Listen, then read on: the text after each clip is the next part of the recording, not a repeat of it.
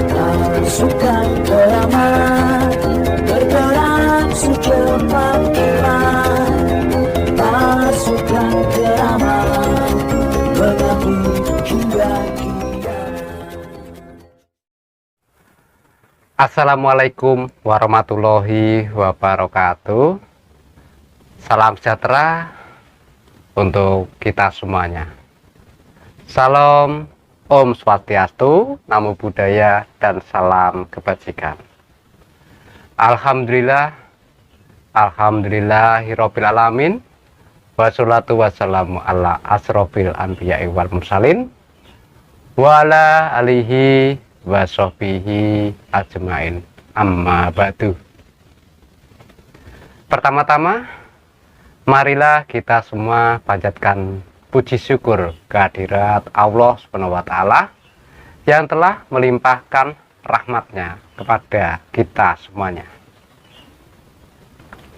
Berikutnya, sholawat serta salam mari sama-sama senantiasa kita tujukan kepada junjungan kita, Nabi besar Nabi Muhammad Shallallahu Alaihi Wasallam.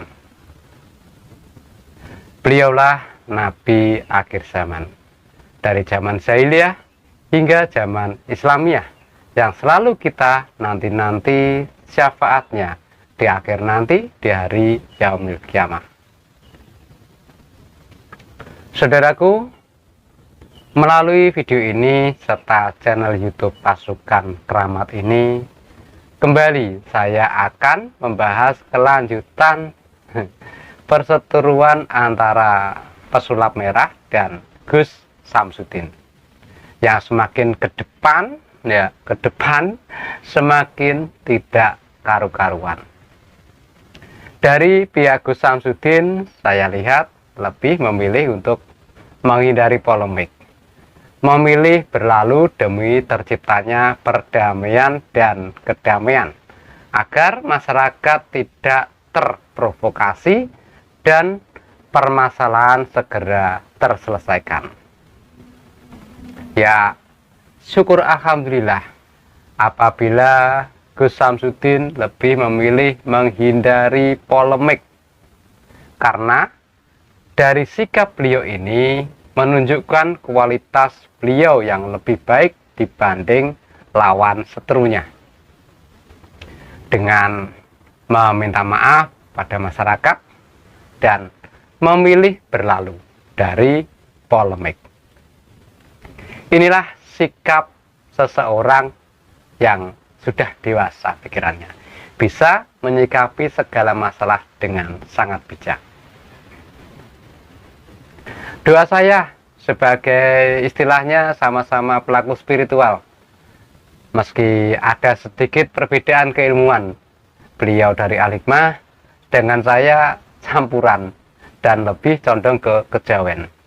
Namun dari sini sebagai sama-sama pelaku spiritual, saya mendoakan ya, semoga beliau Gus Samsudin sekeluarga, juga seluruh kru, seluruh santriwan santriwati, seluruh pasien-pasien beliau, seluruh penggemar beliau dari Sabang sampai Merauke, dari dalam negeri sampai luar negeri ya, semoga senantiasa diberi murah rezeki, diberikan kesehatan, diberi kekuatan iman, diberi kemudahan di dalam setiap perjalanan kehidupan, dan semoga diberi keselamatan di dunia ini hingga di akhirat nanti.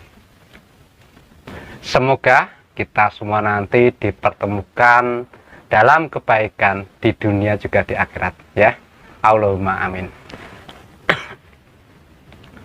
Sekarang sebaliknya, saya juga terus memantau perkembangan lawan seteru Gus Samsudin, yaitu si pesulap merah. Saya lihat semakin ke depan semakin kacau, semakin tidak jelas. Saya lihat siapapun mereka yang tidak sepaham dengan jalan pikirannya dianggap salah, dianggap sesat, penipuan, dan lain sebagainya. Satu permasalahan dengan Gus Samsudin belum ada titik terang, belum terselesaikan, sudah membuat masalah dengan tokoh-tokoh lainnya, tokoh-tokoh spiritual lainnya, ya kan? Dari sudut pandang saya, beliau si pesulap merah ini tidak konsisten, tidak komitmen, ya. Apabila ingin membongkar trik menyerang tokoh-tokoh spiritual, ya, seharusnya satu persatu masalah itu diselesaikan dulu, baru ganti masalah yang lain. Tapi ini tidak. Beliau semakin kayak nggak ada kontrol diri. Pertanyaan saya, yang beliau lakukan ini sebenarnya demi apa? Demi mencerdaskan masyarakat atau malah membingungkan masyarakat? Terus yang beliau lakukan ini sebenarnya untuk apa? Bingung ini otak.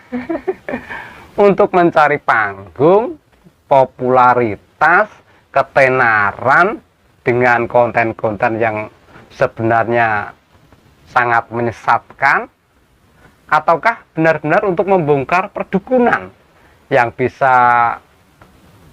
memberi pemahaman pada masyarakat?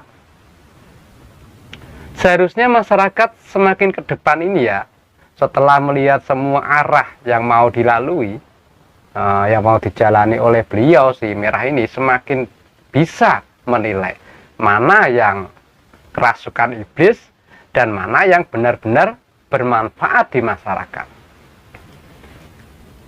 Oke, lebih jelasnya gini saudaraku, kalau konten yang dibuat dari kedua belah pihak itu benar-benar settingan ya, seperti yang dikatakan Mbah Gareng dan Bang Awai, ya mohon maaf, saya menilai mereka berdua berarti orang-orang bangsat kalau memang settingan, karena konten-konten mereka tidak ada bedanya, hanya menipu dan membodohi masyarakat, istilahnya gitu, karena mainan gitu loh. Tapi sebaliknya, kalau perseteruan mereka adalah real tanpa rekayasa, berarti salah satu di antara mereka kerasukan iblis atau mungkin pemuja iblis. Nah, saya paham niat dari Mbah Gareng dan Bang Awai ini. Beliau berdua berniat supaya masalah cepat selesai. Tapi dari pihak si itu merah-merah itu menolak damai, atau tetap bersikukuh mau membongkar segala hal yang berbau mistis. Sampai-sampai banyak para spiritual yang melaporkan dia, meskipun belum ada tanggapan, ya kan? Gitu loh. Dari pihak kepolisian belum ada tanggapan. Ya itu semua mungkin karena mungkin ya belum kuat untuk memenuhi pasal-pasal terkait hal itu, mungkin karena saya bukan ahli hukum ya, jadi hanya mengira-ngira. Kalau boleh saya jujur, saya itu sangat bersyukur karena rekan-rekan spiritual lebih memilih jalur hukum dibanding jalur gaib dan jalur lain. Dari semua kejadian ini, saya sangat mengkhawatirkan si merah itu. Yang saya takutkan, apabila jalur hukum yang ditempuh tidak ngefek, apa jadinya nanti bila mereka pakai jalur lain? Itu yang saya khawatirkan. Zaman sekarang ini banyak cara untuk menghentikan langkah orang-orang yang selalu memusuhi.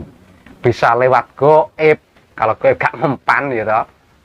Bisa lewat premanisme yang bahaya itu. Kalau lewat gaib ya, si merah itu tidak takut.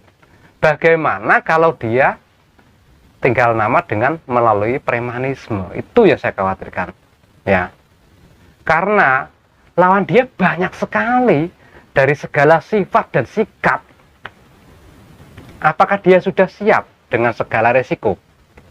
Apakah para pendukung dia bisa menolong apabila suatu saat hal itu terjadi? Ini yang saya sangat khawatirkan. Itu loh.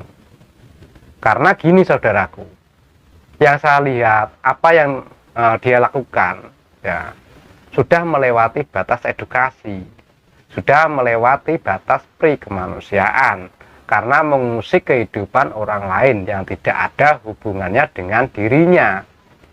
Apa yang nampak dari dia bagaikan sifatnya iblis. Seperti yang kita ketahui, setan atau iblis mempunyai sifat takabur, sombong, keras kepala, dan ingkar janji. Sama seperti manusia, gitu. Sifat yang pertama adalah takabur. Sifat inilah yang menyebabkan iblis dikeluarkan Allah SWT dari surga. Semoga kita tidak masuk pada golongannya, ya. Saudaraku, izin di sini saya berpesan kepada beliau, untuk beliau semua, untuk Gus Samsudin, juga Pesulap Merah. Untuk Gus Samsudin, monggo semakin istiqomah, semakin mawas diri, semakin mengoreksi diri, dan berhati-hati. Oke? Begitu juga untuk saudaraku Pesulap Merah. Izin menasihati nggih Mas, semakin berhati-hatilah jenengan. Di balik tindakan jenengan ada begitu banyak orang-orang yang Anda zolimi. Hati-hati, jangan sampai ada di antara mereka yang kehilangan akal sehatnya dan melakukan hal-hal yang tidak seharusnya, karena ini bahaya. Mohon diingat, popularitas dan pamoritas itu hanya sementara. Ada masanya Anda itu nanti terhina atau jatuh. Hati-hati, jangan sampai Anda terdampak dan terkena dampak dari perbuatan, istilahnya bumerang, ya, dari perbuatan dan tindakan Anda sendiri. Sudah sejak zaman tahun 90-an orang-orang seperti Anda itu yang mengusik perdukunan atau spiritual. Ya, seperti itu berakhir mengenaskan gitu loh. Hati-hati ya. Doa saya untuk Mas Pesulap Merah, semoga Anda sekeluarga juga beserta kru dan para pendukung setia Anda senantiasa diberi perlindungan Allah SWT dan diberi kemudahan, murah rezeki, serta ke depan semakin lebih baik. Doa saya untuk jenengan semuanya seperti itu. Amin. Saudaraku, mungkin cukup segini saja edukasi saya terkait beliau-beliau berdua. Semoga Allah senantiasa memberi kedamaian dan perdamaian pada mereka. Mohon maaf bila ada tutur kata yang kurang berkenan. Akhir kata, wabillahi taufiq wal hidayah wal tini wal inayah. Wassalamualaikum warahmatullahi wabarakatuh. Pasukan Keramat bergerak secepat kilat.